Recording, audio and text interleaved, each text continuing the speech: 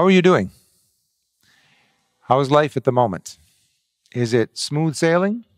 Is it rough seas? Is it a hard paddle? What are you experiencing at the moment? I want to read a scripture for you from Mark chapter 4, verse 35.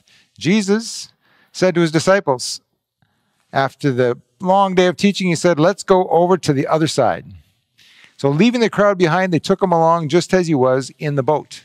There were also other boats with him. A furious squall came up and the waves broke over the boat. So they were having a hard paddle. It was tough.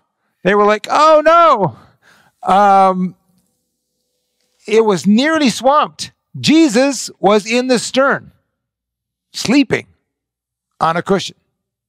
Sleeping on a cushion. How could he be sleeping? Well, because he was human and he was really tired. He'd been teaching all day. Also, I think he wasn't too worried about how things were. Jesus might not be as rattled about your situation as you are.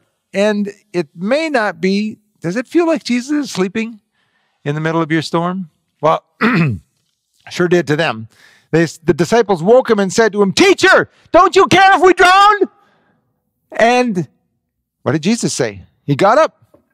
He rebuked the wind and he said to the waves, "Be still, quiet." Then the wind died down and it was completely calm. He said to his disciples, "Why are you so afraid? Do you still have no faith? Do you still not trust me after all you've seen?" They were terrified and asked each other, "Who is this? Even the wind and the waves obey him." So, I want you to notice the questions in this passage. "Teacher, don't you care if we drowned?" You might be feeling that way, that Jesus doesn't care if you drowned, if things fall apart, if the worst happens to you. Does Jesus not care? Turns out he did care. Does Jesus not have control? Turns out he did have control.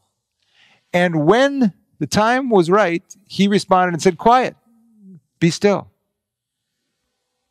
And he asked them, "Why are you afraid?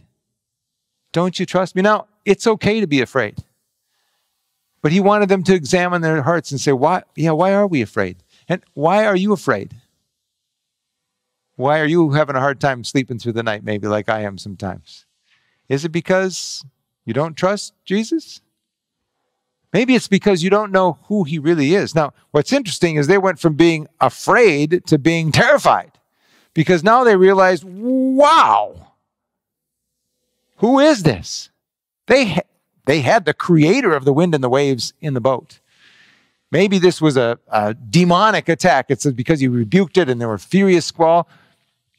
That's demonic's not a problem for him.